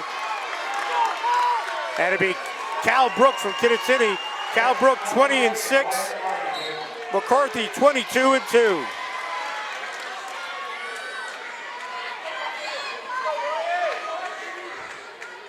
Well, John Gill told Mike Weileman that they're going to go straight lineup tonight. And when they didn't send out Jacob Mafaro at heavyweight, that really locked him into going straight lineup, because this is one of they would have probably wanted to make a move. Right. Now, whoever you put out here, you know, McCarthy is getting bonus points.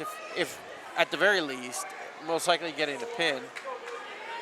And to be honest with you, nowadays I would just raise his hand, give him no momentum. You get no momentum from a forfeit. Well, Cal Brooks, a Calvin Brooks competitor, up and he against picks up the takedown.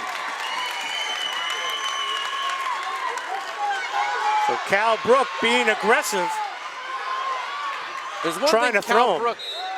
One thing Cal Brook has never lacked is aggressiveness. But he's got to be under control, because you make a mistake with Wyatt McCarthy, he's going to put you on your back. I'm sure these two bumped heads on the football field. McCarthy, part of that Delaware wing T rushing attack, leading the way for Chase Kramer, and Brook, one of the leading tacklers for Kittatinny this year.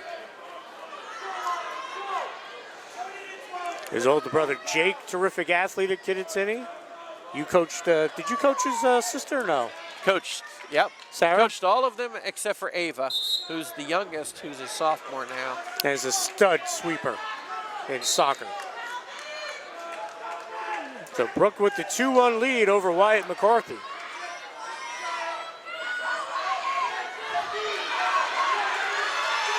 McCarthy using that speed, and he picks up the 2.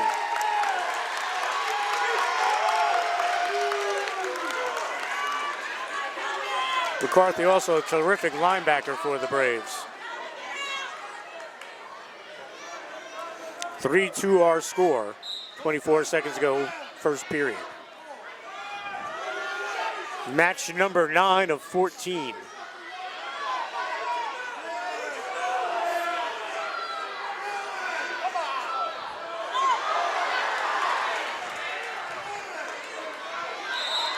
Potentially dangerous. Fans, Kittatinny fans yelling for a stalling, need to study the rules. It's 5 seconds per attempt. You don't have to take him to the mat in 5 seconds. You have to make it an honest attempt to take the wrestler back to the mat. Why is it the loudest people seem to be the least knowledgeable? And you're not going to go to official into a stalling call. No. Especially a guy like Leitner. Oh, maybe when you're at the pit and they're pounding on the bleachers. That's true. You want to get out alive. But you cannot call the new gym in Phillipsburg a pit, by no means. You are correct. That is a palace.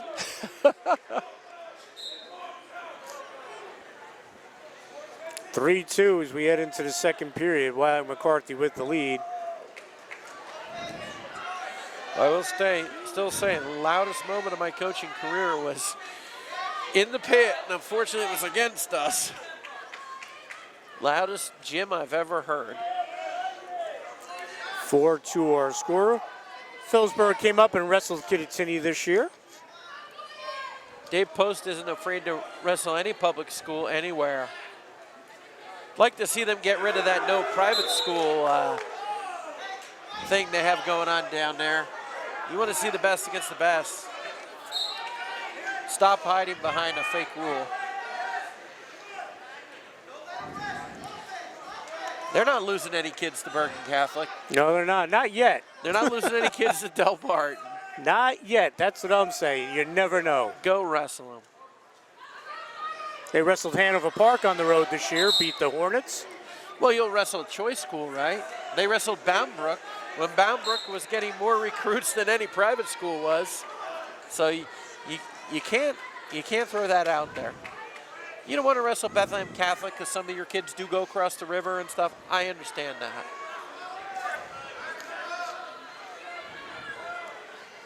You're getting Mike Wildman upset over there. Yeah, I'm basically calling him out is what I'm doing right now, because I know he's Dave Post's like #1 Warren Hills born and bred supporter.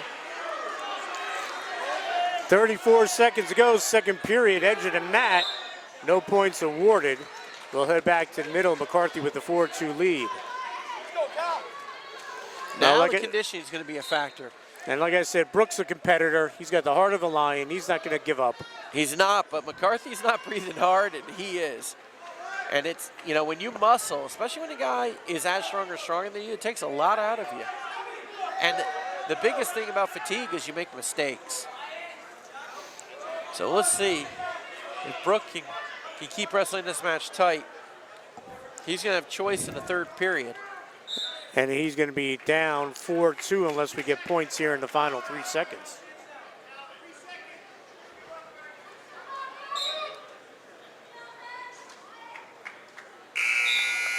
And that is our score, 4-2 as we head to the third period.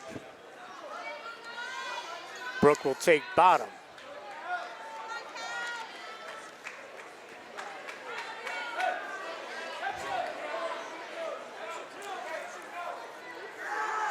McCarthy was part of that youth class that was very talented at Newton, and some of them opted not to come here, but he stayed.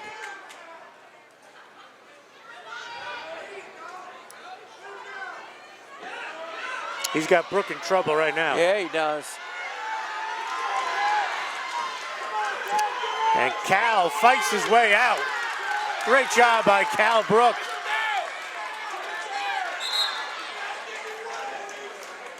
Should be a 2-2. Yes, that's what I had. Two backs in the reversal. Should be 6-4. You got to get him Cook over there. He's a little slow right now. He should be in mid-season form by now. I can tell you, Al Palucci would make those mistakes. But that's why he's the best clock and scoreboard guy in the county. 7-4, 1:20 to go. Hey, Timmy Labrizzi does it at two schools. He's at Sparta and High Point. No comment. And McCarthy with the takedown.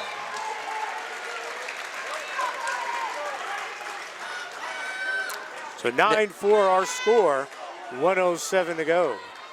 Well, this is the part where McCarthy can try and take advantage. If Brook gets a little bit desperate here, he can start to pile up the points, and you'll blink and it'll be a major decision. For a match that was much closer for the first 4 minutes than that.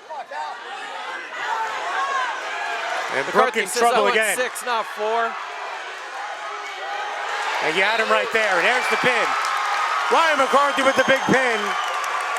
As Cal Brook fought hard, but he got beat by an outstanding wrestler.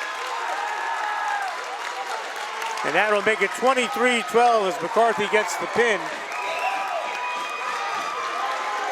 We go to 160. The pin in 5:11 for this junior as he gets the Newton fans fired up. As we go to 160, it's Hunter Warren champ John Borgononi from Newton. And it's do or die time for Kittatinny now. As he is 22-2, and I believe that's Shane Smith, 14-5 for Kittatinny.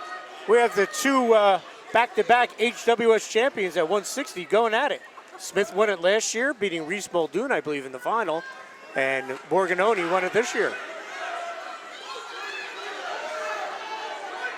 And where it's really becoming do or die for Kittatinny. They can probably take one more loss, but they can't give up bonus points. And they're going to try and get bonus points, and you still got Fisher coming up, and the other Borgononi, DeLuca. You got some quality kids coming up. So, sorry, Briganti coming up still. Well, they're going to need Heiler and the Mafaro boys to pick up big points. And Cron, the freshman, against Fisher. That's a tough matchup if that happens. If that matchup happens. Yeah, I was going to say if it does happen. Which, if Newton just needs to win one match, that matchup will probably happen. So 2-1 the score. Borgononi. Newton looking for the 2. And nothing doing. We'll head back to the middle.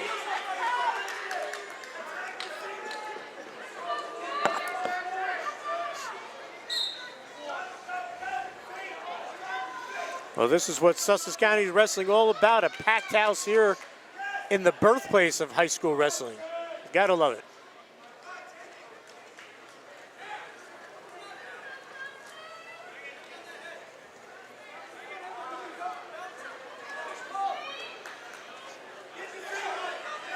Borgononi's got the leg.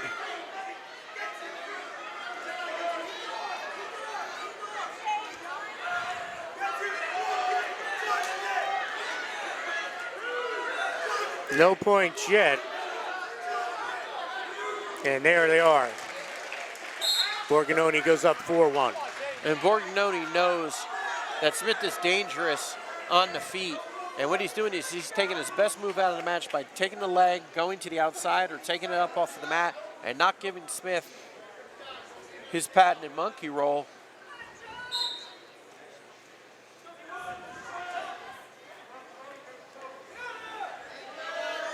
So Newton trying to get their first win over Kittatinny since they beat them in the section final in 2010.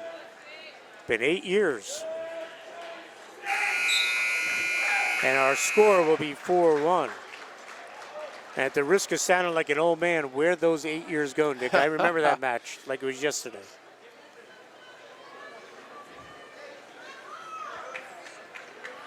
So 4-1 our score as we head to the second period. Borgononi's going to give up the point. 4-2 now.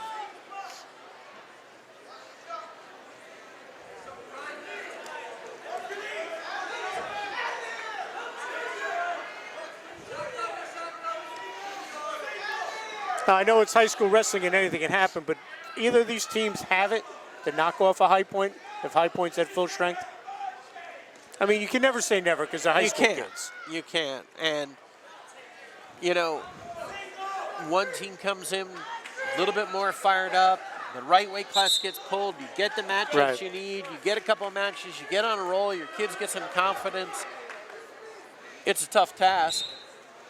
I've seen High Point a couple of times this year, and they've just been so businesslike. They just come out and take you out.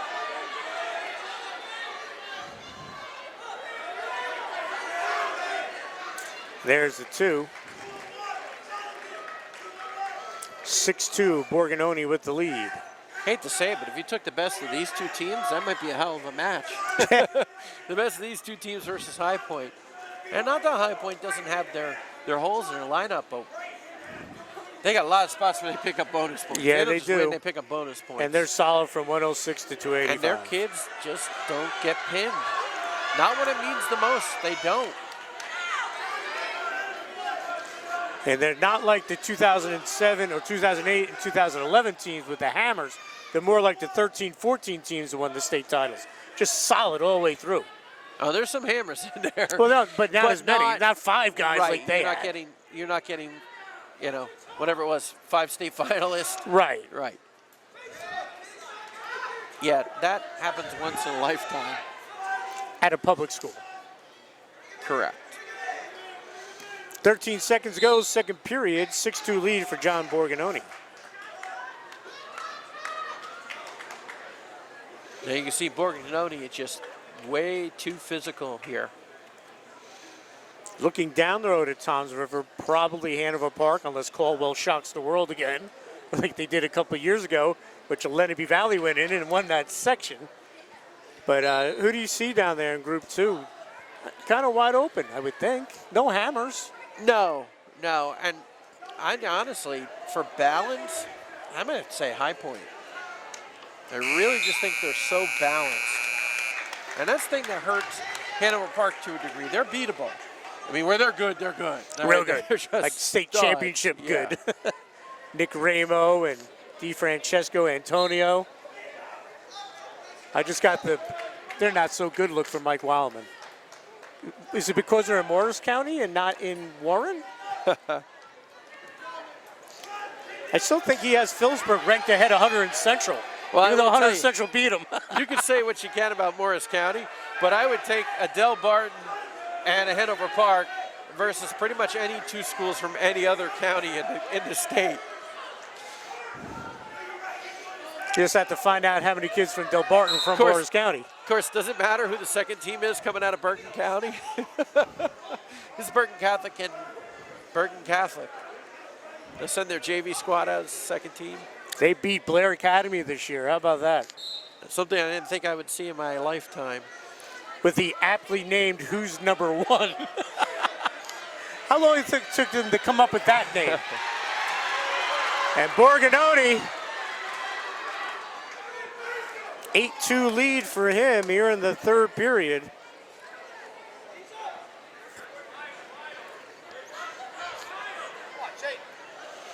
So Borgononi has a minute to go here. Newton with the 23-12 lead. And he'll let Smith go. 8-3 our score. 52 seconds to go. Well, when you look at this matchup now, so you're running into each other now. You could see each other again in 2 weeks. Kittatinny's got to hope they pass Jefferson for the 3 seed for that to happen. So you got to look, if you're the coach on the losing team, what can we do differently? What are the matchups? I don't know how much of a matchup difference it is. And Borgononi will pick up another 2. And he'll have a 7-point lead with 28 seconds to go. If these two teams show up the same way they showed up tonight, it's not going to matter how Kittatinny matches up. He'll give up the point to start on feet. Borgononi, 10-4 our score. 22 seconds to go. Just needs to get a 2 to get the major decision, but easier said than done. Shane Smith, an excellent wrestler in his own right. And there's the 2. If you want a synopsis of the night, there it was, right there. Newton is doing what it takes to win state caliber matches. So Coach Eric 6 Follett's seconds. team is so well prepared. So right now we're sitting at a major decision for Jonathan Borgononi as he looks to pick up his 23rd win. And the buzzer will sound, so Jonathan Borgononi with the 12-4 major decision as Newton extends its lead to 27-12 as we head to our 11th match of the night. And that will be at 170. Josh Heiler, 19-6. And Nick Briganti, 14-10. 7-8-1. Last 3 numbers once again are 7-8-1. Our 11th match. Heiler, HWS champ. And Nick Brigante, the junior, coming off a tremendous season in football and a quick takedown by Heiler. And Heiler knows he needs to get 6. There's no doubt in his mind. Well, you can need to get 6, but Briganti's a good wrestler. And he's a tough kid, Briganti. Yeah. Matt Barzaro, you know, Chase Kramer graduates. What are you going to do? That kid's going to be waiting to play fullback. You know what the funny thing is? For as much as you say that, I don't think that's the most difficult replacement they have. I agree. Luke Young is the hardest player to replace, and I think that team is a group championship team. No disrespect to the other kids. They had great balance all the way around. But if Luke Young doesn't grow the way he did in his 3 years as a varsity starter, they're not a state championship team. And Matt Parzaro trusted him. He threw the ball more this year than the last 2 years combined. And some of the catches they had on the outside where he put the ball where Jaden Elliott, unbelievable. Jaden Elliott could catch it. Go up and get it, Jaden. He did. Oof. But you got Briganti and you got Wyatt McCarthy back in the backfield next year. And a very physical defense. No points yet. Tyler wants to get 2. He's got to scoop that back leg. Briganti has a near leg.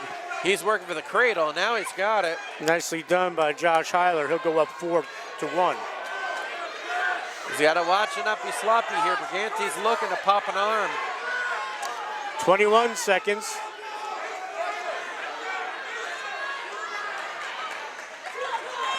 $14 seconds.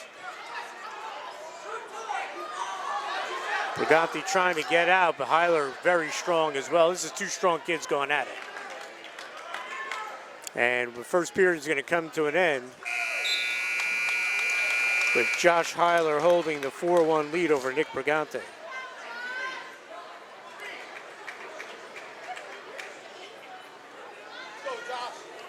Briganti and Jonathan Van Ness at the ends, and Jimmy Harden and Troy Babcock at the down tackle positions. Terrific defensive line for Newton. Well, that was the other big improvement over the last couple of years has been their line play. It's been tremendous on both sides of the ball. Will Larson, an inside linebacker, undersized, but flew to the ball. What do they say? Not the size of the dog in the fight, the size of the fight in the dog. Absolutely.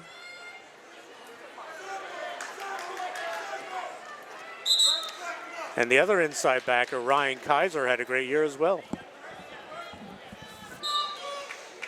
Hyler 4-1 lead, 125 to go here in the second period, 170 pounds. Our 11th match of the evening of 14, and Newton has the 27-12 lead. And they're in the driver's seat, no doubt about it.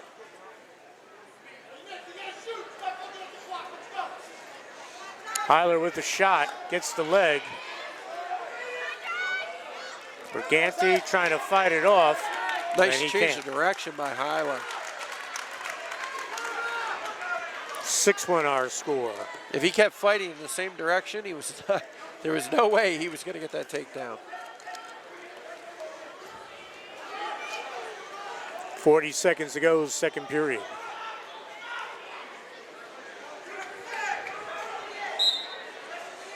And to use Nick DeGennaro's term, we'll get a fresh start. Hyler looking up, 34 seconds to go. Again, a packed gym here at the Muggs Media Wrestling Match of the Week. Again, want to thank Orr's Clothes for Country Living and Home Furniture Warehouse, huge sponsors of wrestling here on Muggs Media.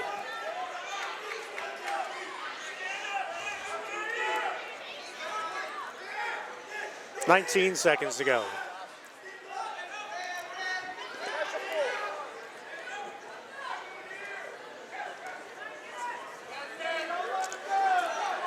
Hyler in control, 5 seconds.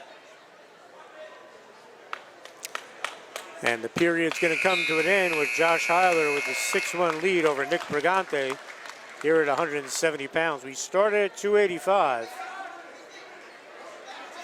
So after this, we'll just have 3 matches, 182, 195, and 220.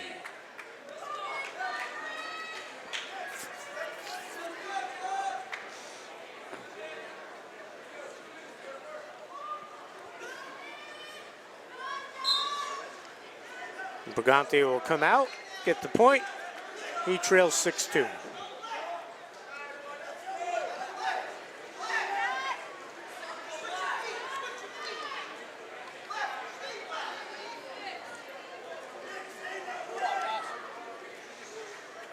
So Hyler with the lead.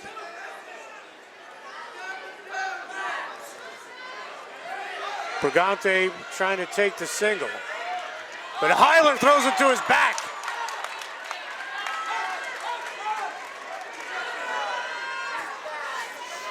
(8-1) our score.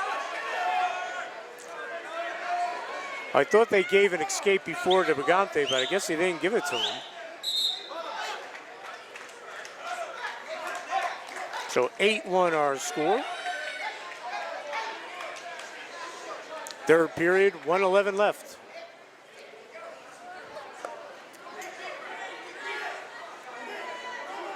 They gave Brigante the point there, so now it's 8-2.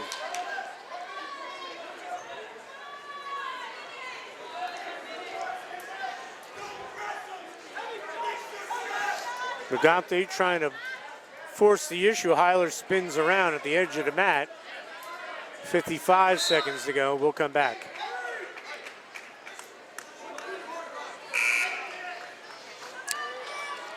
I think they're, let's see, the buzzer sounded, I thought they had given that point earlier. So we'll see, they're gonna check the book. Mike Wildman agrees with me, and that's always a good thing. And of course they made no change, so They Mike made no Wildman's change. wrong, which is also nothing new. Wow. I'm gonna have to separate you two. I gotta get all my shots in, he doesn't show up anymore. Well, he ran out of gas. He was on 519 heading to Phillipsburg, and he stopped at Newton. That's the only way you get him anymore in Sussex County. 32 seconds to go, 8-2 lead for Josh Hyler. Brigante doing a great job for Newton. Although a kid like Nick Brigante doesn't go out there saying, I don't want to get pinned. Right. He's looking to win. But now he's being smart. He knows the time, he Right. knows the score. And great And job by Hyler Hyler. gets the takedown. 10-2, this could be a major. So Hyler does pick up 1 bonus point, but not the 6 they were looking for.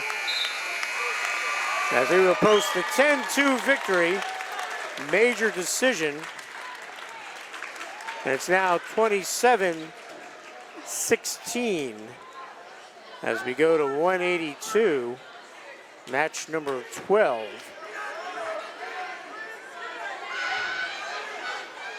And coming out is Zach Mafaro, 21-3. He made the HWS finals.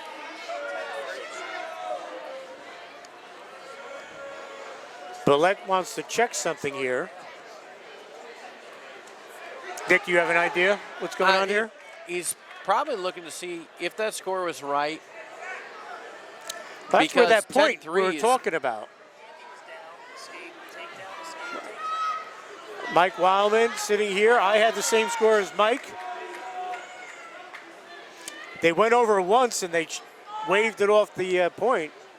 So it will remain 27-16. Kittatinny, Zach Mafaro, and Joey DeLuca. Joe DeLuca will come out for Newton. Mafaro 21-3, Joey DeLuca 18-7. Should be a good match. And Mafaro needs bonus points. Kittatinny needs bonus points. If they just went out, they lose 27-25. And there's no guarantee they're going to win out. And if you're Newton right now, you already know what you're doing at 195. You're sending Luke Fisher up. Well, actually, I'm sorry. You're going to keep him there and wrestle the freshman. Because you'd rather him against Jackson Cron than against Jake Mafaro. Jake Mafaro up at 220. Now, this is probably a silly question, but does Bryson wrestle as well? Who's in 8th grade this year? I believe he's playing basketball Wow. right now. He has wrestled in the past, but he's playing basketball now. Terrific athletic family. Long history at Kittatinny. Jason Mafaro is here walking around as he paces during these matches. Jason, Zach terrific and athlete. Jacob and Bryson's uncle. Jay was a terrific football player, wrestler, and javelin thrower in track. Might have won a state title, I think, in I track. believe he did in the Jav. So no score here in the first period. Zach Mafaro and Joey DeLuca. Joey part of that tough, undersized line for Newton, playing tackle.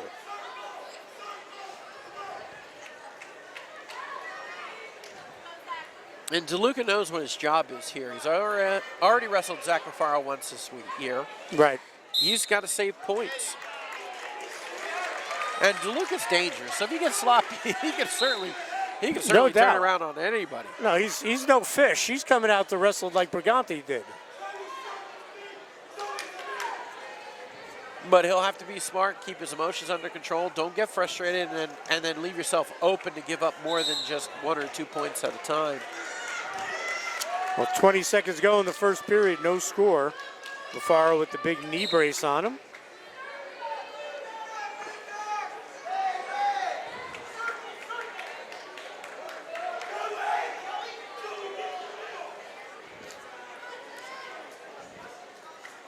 Six seconds to go.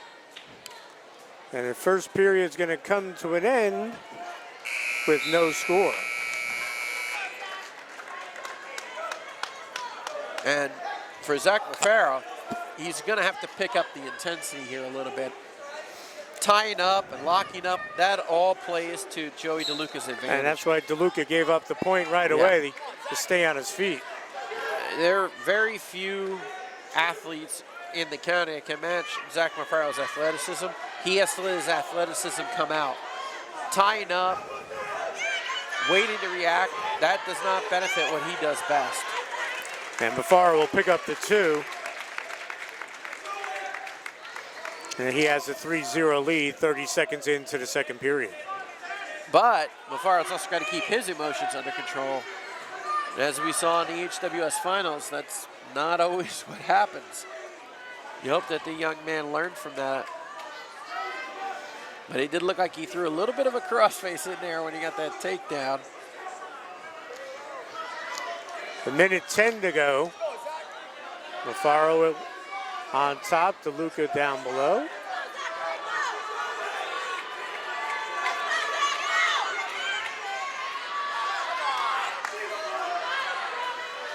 .55 seconds to go.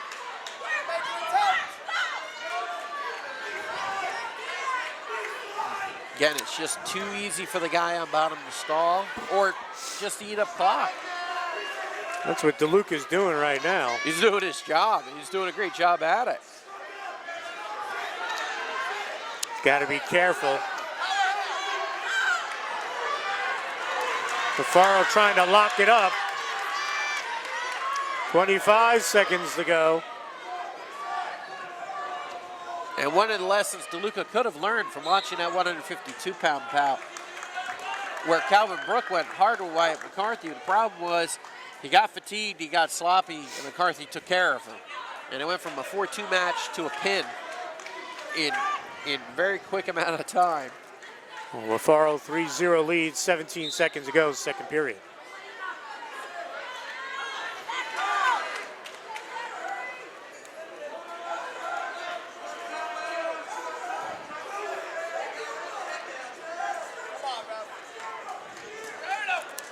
Mafaro trying to turn DeLuca, but the period will come to an end.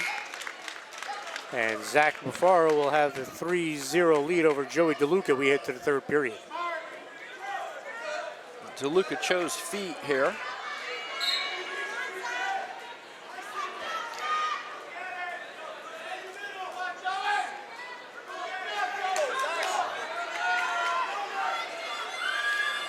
Both wrestlers wrapping up.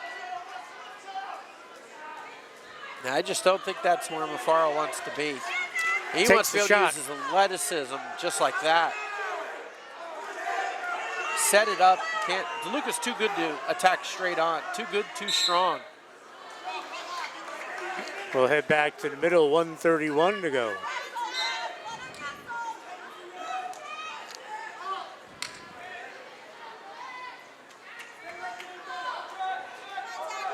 And I'm a firm believer, Nick, if you play multiple sports and you do well in one, the carryover confidence helps you in that next sport. I A kid agree. like DeLuca, Harding, they all had great football seasons, Brigante.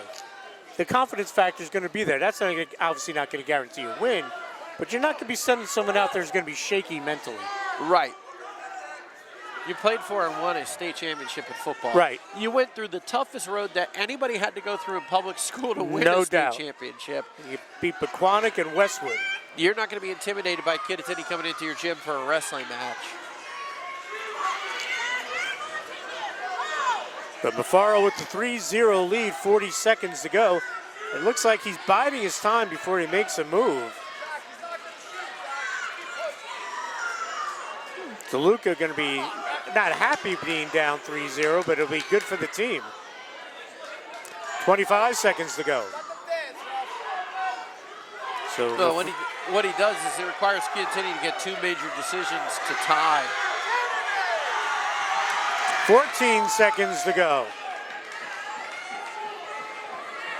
Mafaro's going to have to make a move. 8 seconds to go, and he's just going to stand there. And DeLuca, as he gives him a little hand thing, and the buzzer sounds. DeLuca doesn't get baited into it, and Mafaro posts the 3-0 win, but Kittatinny needed a lot more there. It's 27-19. Joe DeLuca doing a good job there, not responding to that.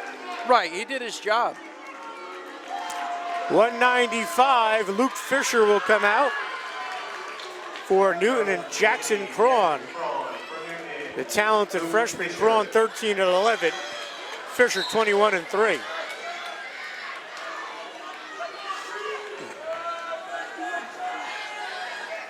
I saw Crawn wrestle last year as an 8th grader. He was this size. It was impressive. Fisher, the veteran, trying to get the 2, nothing yet. There it is.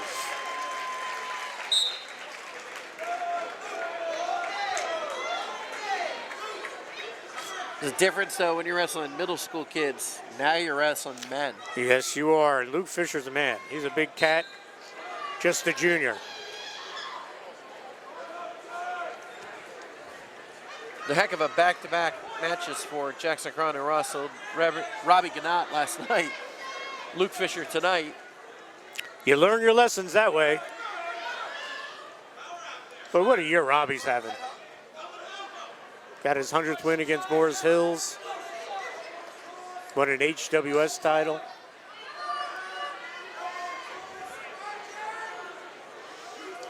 Fisher on top with the 2-0 lead, a minute into the first period of match number 13 on the evening.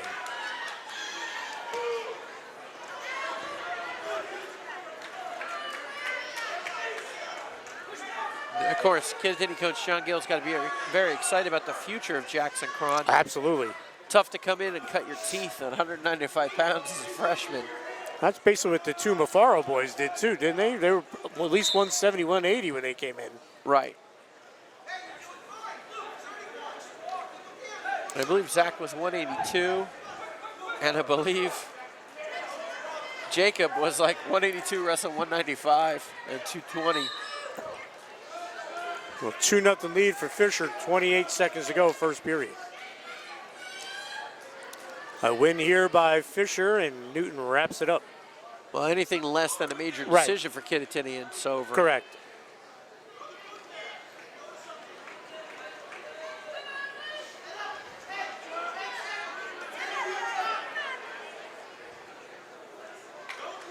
So Fisher's up top, 2 seconds to go. And the buzzer will sound.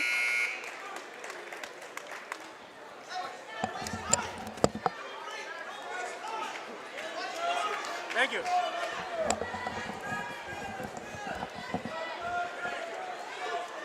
So we'll start the second period. Fisher with the 2-0 lead.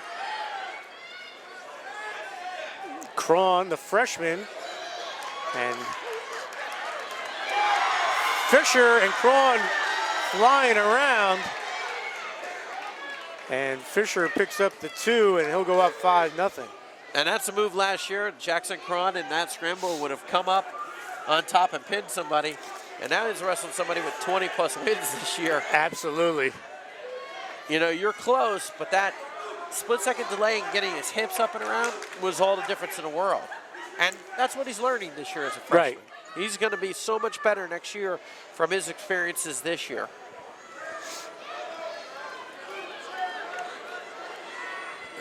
Fisher is just very businesslike. You know, you're looking ahead to District 2 at 195. I'm not sure who the other schools have, but he has a very good chance. And he's in a little bit of trouble here. Fisher getting the back points. He might get the pin. Waiting for the call here. Is it going to happen? 45 seconds. And there it is. Luke Fisher with the pin. And he wraps up the victory for Newton. As they will go up 33-19 with one match to go. Luke Fisher, the junior, with the pin. And Newton ends its losing streak as he posts the pin in 3:16. So for the first time in 8 years, and they're going to forfeit Newton at heavyweight. Mafaro will get the forfeit, so our final score will be Newton 33, Kittatinny 25. Congratulations to the Braves and Coach Eric Billette as they post their first victory over Kittatinny since 2010. And Eric Billette gets his 5th victory overall against his mentor, John Gill. These two could very well see each other again in a couple of weeks in the North 1 Group 2 state tournament.